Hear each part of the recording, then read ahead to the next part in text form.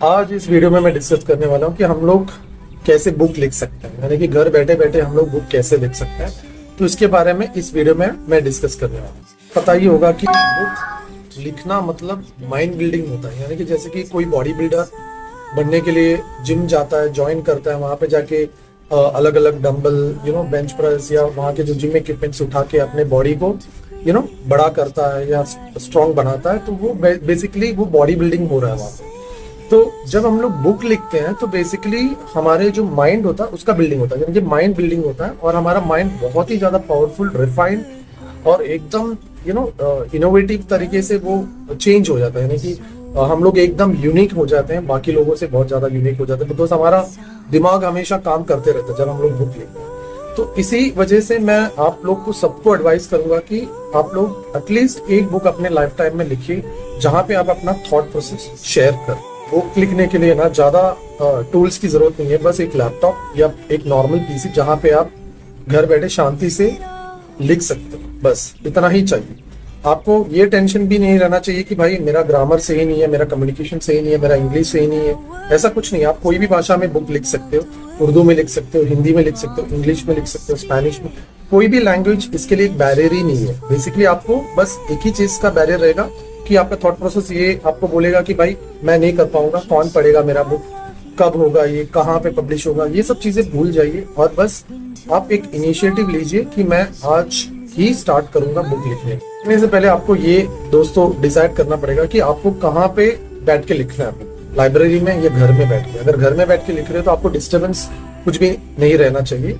अकेले एक रूम में बैठ के ही आपको लिखना पड़ेगा, जहाँ पे कोई भी डिस्टर्बेंस नहीं है, व्हीकल की हॉकिंग या ट्रैफिक का आवाज या अपने फैमिली मेंबर्स की आवाज नहीं आना चाहिए। आपको शांति से बैठ के लिखना पड़ेगा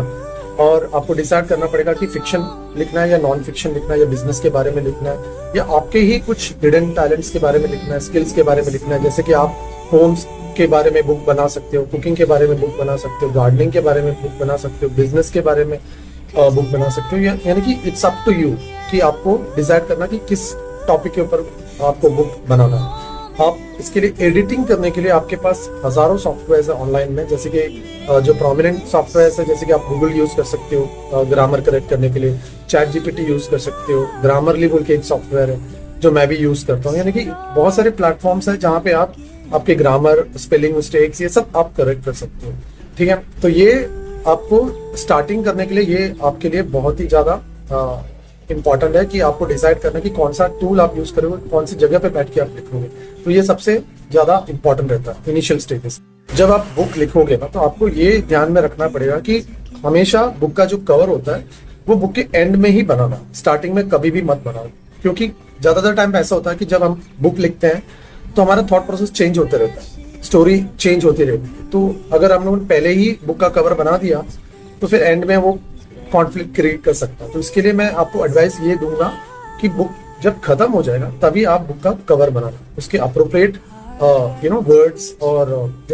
जो अट्रैक्टिव यूनिक टाइप का जो वर्ड है जिससे ऑडियंस अट्रैक्ट होगा, उसके हिसाब से आप एक अच्छा सा थीम डिसाइड करके उसका एक कवर बनाओ। जब बुक कंप्लीट हो जाता है तो आप उसका एक कवर बनाओगे और उसके बाद तुरंत आपके दिमाग में एक चैलेंज आएगा कि कहाँ पे पब्लिशिंग हम लोग कर सकते हैं।